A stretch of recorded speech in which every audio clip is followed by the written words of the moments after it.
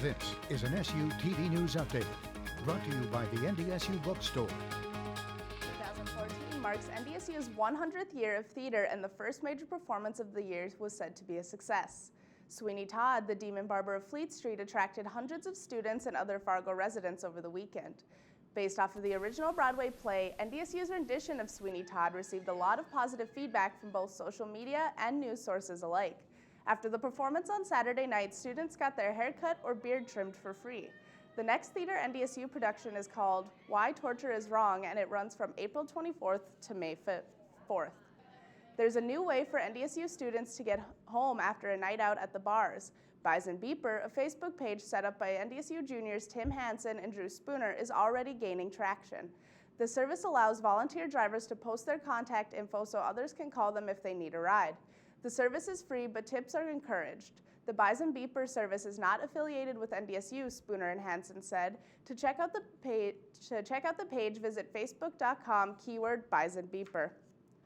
North Dakota may have an excess of 840,000 people by 2025, according to latest estimates. That's nearly 130,000 more than we have right now. This means smaller communities are having a harder time with limited local resources, land, and space. That's where NDSU's Extension Services Community Vitality Program is coming in. This year, NDSU Extension is celebrating 100 years of extending knowledge and changing the lives of North Dakotans through many different programs that help out homeowners, small businesses, and manufacturers throughout the state. The Bison men's basketball team had already clinched the Summit League title before facing Denver Saturday night, but still had two things to play for.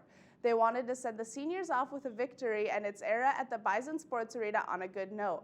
Denver would hold the lead for a brief period as the game started off with both teams going back and forth. The Bison would use a 19-8 run to take control of the game and go into halftime up 27-22.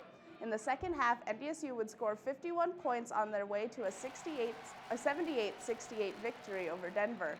4 of the 6 seniors scored in double figures. Taylor Braun led the Bison in scoring with 16 points, and Jordan Auberg scored 13 off the bench while shooting 6 of 8 from the field. The Bison enter the Summit League tournament as the #1 seed and will face either Denver or South Dakota in the semifinals of the Summit League Championship. The Bison women's basketball team was also on the road in Denver this weekend.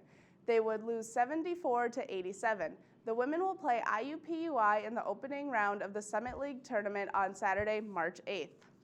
And now let's take a look at the weather, brought to you by MatBus. It looks like today it'll be about 12 degrees. There's a chance of snow. It'll warm up to about 25 on Thursday, and Sunday it'll get to 32 and partly sunny. This has been an SU TV News Update brought to you by the NDSU Bookstore.